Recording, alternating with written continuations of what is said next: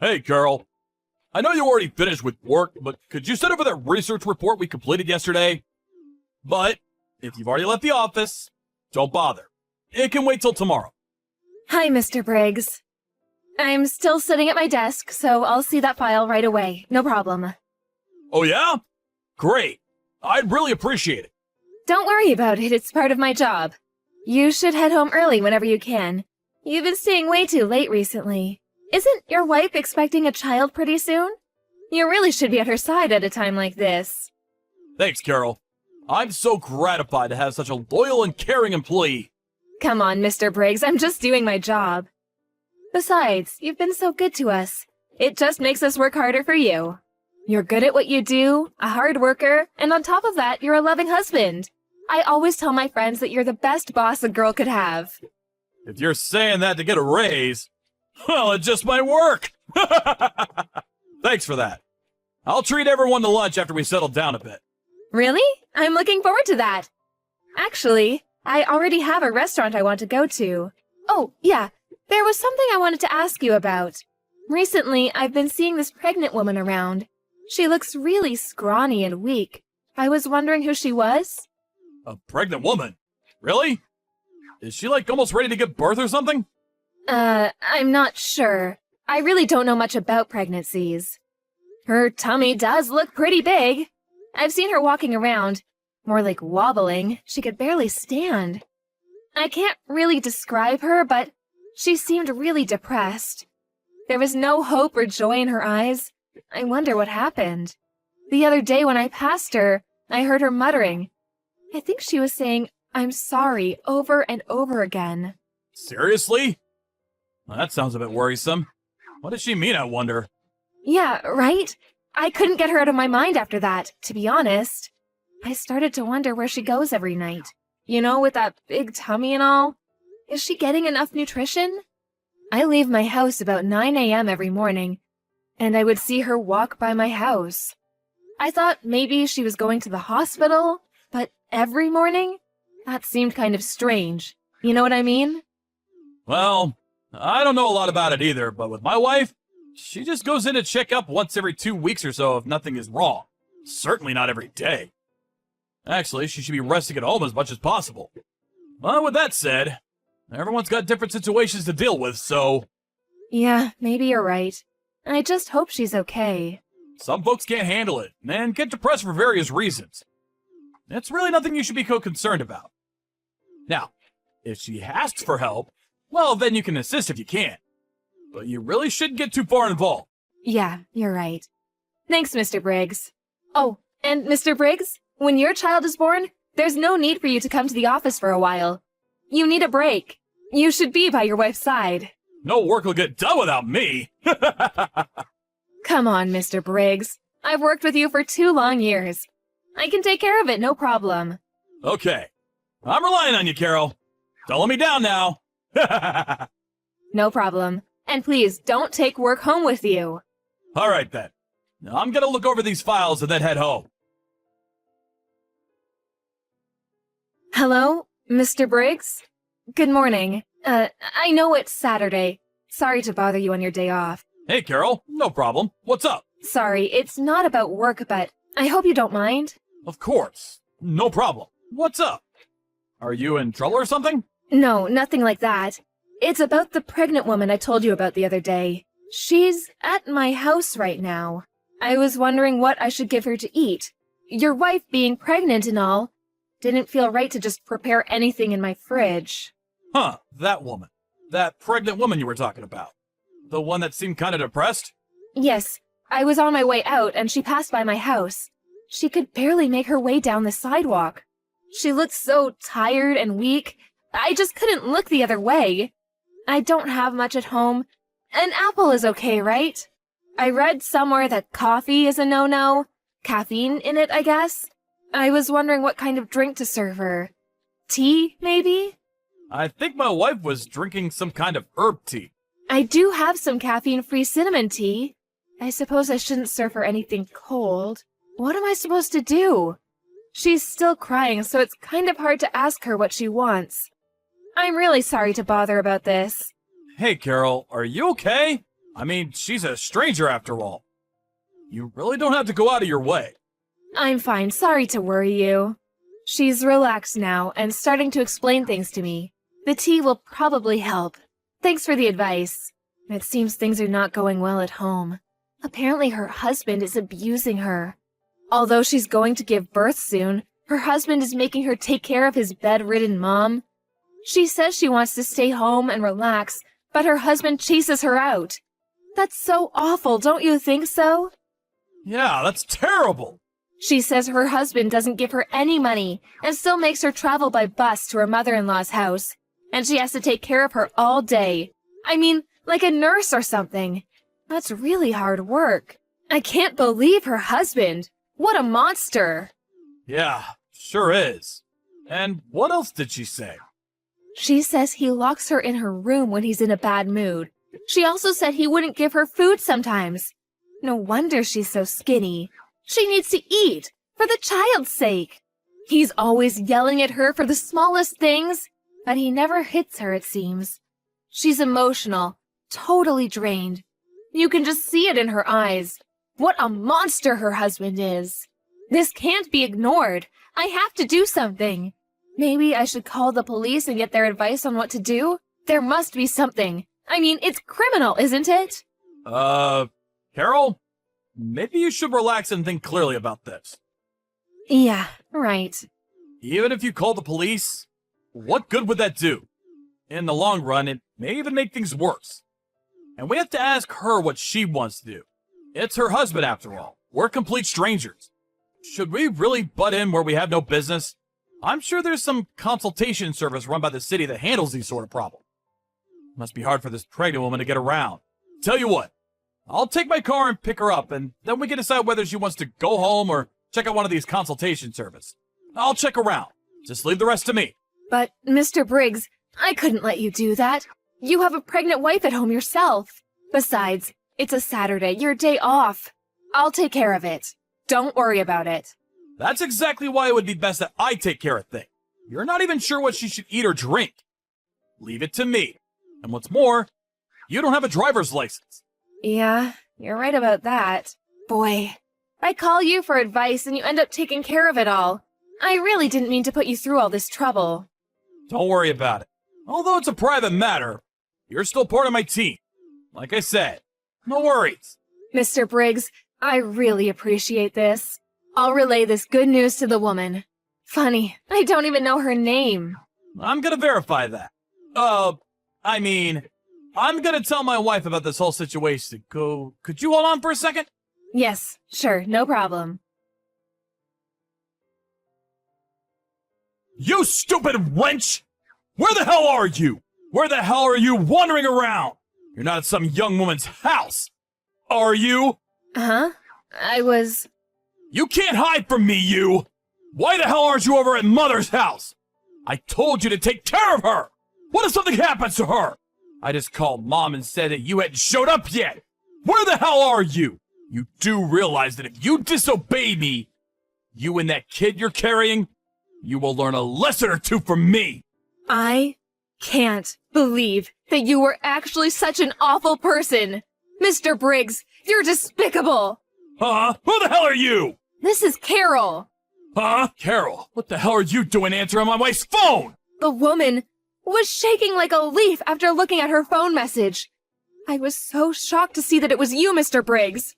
So, this woman sitting in front of me, this is your wife? Mrs. Briggs, right? Yeah. Well, Carol, listen to me. I can explain everything. There is a reason for all this. Reason? What kind of reason? I don't care about any reason. What you did to your wife was despicable. There is no good reason to treat her like this. Please, just give the phone back to my wife. This is none of your business. This conversation is getting us nowhere. Just get off the phone, would you? I'm sorry, but she is in no condition to talk to you. You may not like it, a complete stranger coming in between you and your wife, but Mrs. Briggs is screaming out for my help. I can't simply shut my eyes to what's going on. No matter what you say, I don't care if you're my boss or not. I'm on the side of Mrs. Briggs. No, Mary. I'm with Mary on this. I said there was a reason for this. In the past, Mary was cheating on me. She had an affair with another guy.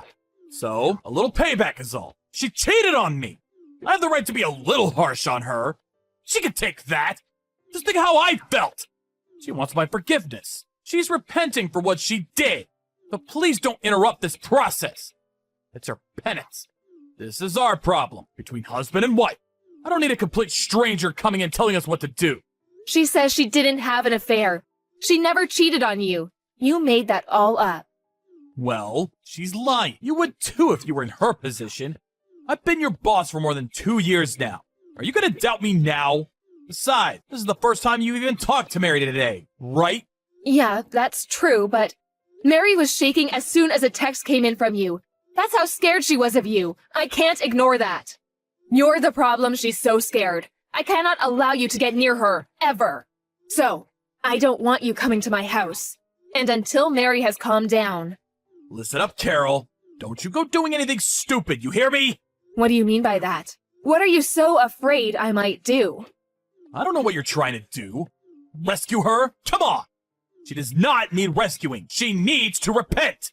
Don't forget that I'm your boss.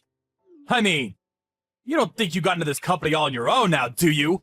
You're not that stupid, are you? I didn't get into this company because I was smart. I got in because of my humor. Yeah, figure. Anyway, the limit is until tomorrow. Got it? Just know what you're getting into. Got that? Hey, Carol. You there?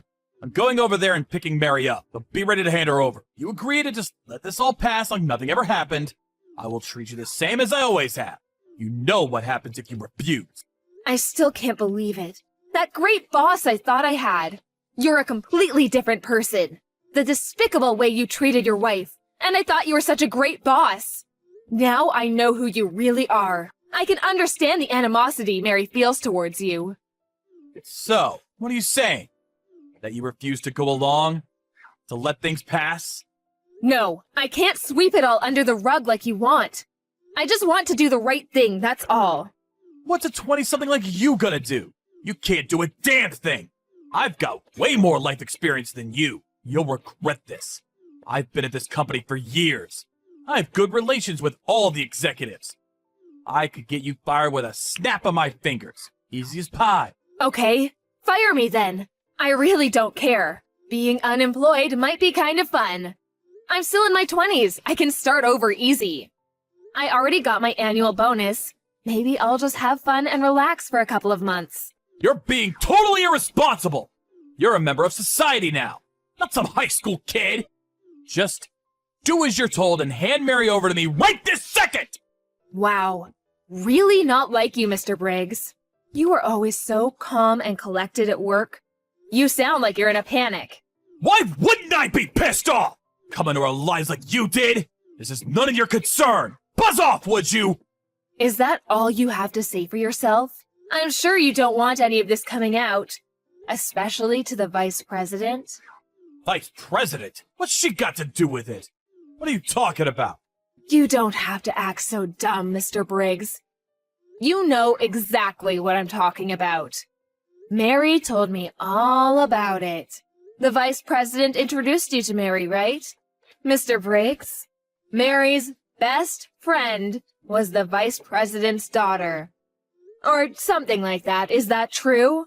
I'm surprised nobody knew. Mary told you about the vice president? You haven't contacted him, have you?